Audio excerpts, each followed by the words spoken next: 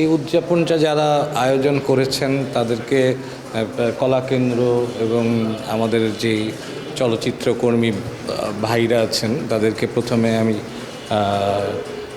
জানাচ্ছি, মানে ধন্যবাদ জানাচ্ছি।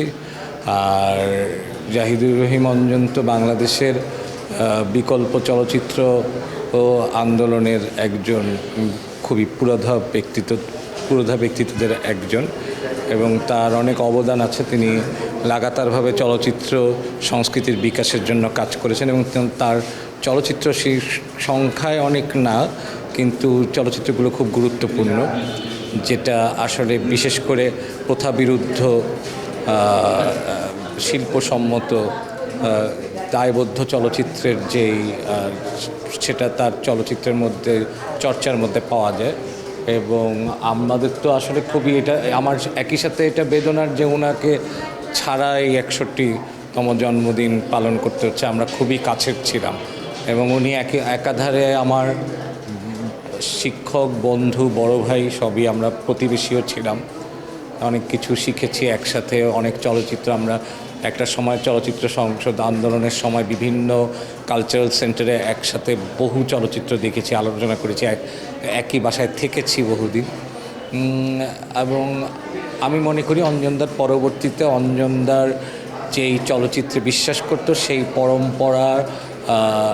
পরম্পরার প্রভাবিত হয়ে সেই পরম্পরা এগিয়ে নেওয়ার মতো এখন অনেকেই তার ছাত্ররা আছেন এবং তার বন্ধুবান্ধবরা আছে, এবং তারা সেই ধরনের চলচ্চিত্রের আন্দোলনকে এবং বিকাশকে বেগবান করে। প্রথমত অন্য চলচ্চিত্র তো নানা রকম ধারা আছে, একটা বাণিজ্যিক ধারা আছে। তো জাহিদুর রহিম অঞ্জন আসলে বাণিজ্যিক ধারার চলচ্চিত্রে বিশ্বাস করতেন না। উনি চলচ্চিত্রকে একটা স্বতন্ত্র শিল্প মাধ্যম হিসেবে বিশ্বাস করতেন, এবং তার একটা ছিল বিশুদ্ধ চলচ্চিত্র নির্মাণের আকাঙ্ক্ষা বা চর্চা ছিল। তো এবং বিকল্প চলচ্চিত্র প্রথা বিরুদ্ধ। তো সেভাবে করে দেখলে সে তো এমনিতেই বলবো যে অন্যদের থেকে আলাদা, এবং একটা সংখ্যালঘু চলচ্চিত্রের মধ্যে একটা সংখ্যালঘু সম্প্রদায় বলা যায়, কারণ যারা নাকি বিশুদ্ধ চলচ্চিত্র, অবাণিজ্যিক চলচ্চিত্র নির্মাণ করতে চায় এবং চলচ্চিত্রকে শুধুমাত্র বিনোদনের মাধ্যম হিসেবে দেখেন না, সেদিক থেকে তো উনি অবশ্যই অন্যদের থেকে আলাদা হচ্ছেন। তাছাড়া তার চলচ্চিত্র যেটা, তিনি যেই ধারার চলচ্চিত্রে বিশ্বাস করতেন, সেই চলচ্চিত্র উনি বিশ্বাস করতেন যেটাকে বলে চলচ্চিত্র অ্যাজ এ টেম্পোরাল আর্ট বা একটা মিনিমালিস্টিক চলচ্চিত্র। এবং তার প্রিয় চলচ্চিত্রকারও সেই দিক থেকে তার চলচ্চিত্র আসলে গতি দিয়ে, চলচ্চিত্রের মধ্যে গতি সঞ্চার করে বিনোদনের বদলে সময়ের যেই শূন্যতা বা মান্ডেন রিয়েলিটি, যেটাকে বলে সাধারণ যে প্রাত্যহিক জীবনের বাস্তবতা, সময়ের মধ্যে শূন্যতা, সময়ের মধ্যে অনেক ঘটনা বহুল না দেখে, যেটা আমাদের জীবন যে প্রাত্যহিকতা দিয়ে ভরা, এবং সময়ের আসলে যে আমাদের জীবন এত অকারণে গতিসম্পন্ন না, এটা চলচ্চিত্রে বিনোদনের খাতিরে আমরা তৈরি করি, সেগুলোর বাইরে তার প্র্যাকটিসটা ছিল, সেইটার বাইরে তার চর্চাটা ছিল।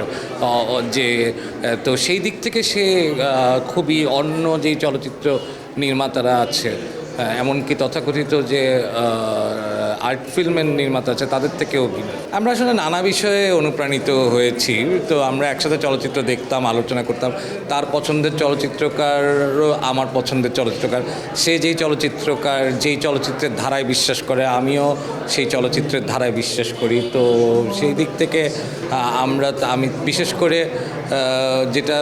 যেটা আছে যে এক ধরনের আমরা যেটা চেয়েছিলাম যে একটা মিনিমালিস্টিক ফিল্ম, শুধু মিনিমালিস্টিক না, এটা আসলে বললে পরে খুব বলা হবে, কিন্তু আমরা ধীরে ধীরে একই সাথে কেমনে করে চলচ্চিত্রকে আমাদের মাটির, আমাদের শেকড়ের থেকে উৎপন্ন করা যায়, জন্ম দেওয়া যায়, সেই দিকে আমাদের একটা যাত্রা ছিল।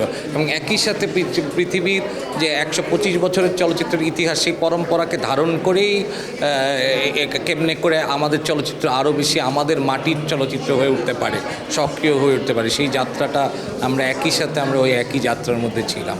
আমি এখন ঠিক এই মুহূর্তে আরেকটি চিত্রনাট্য লিখছি।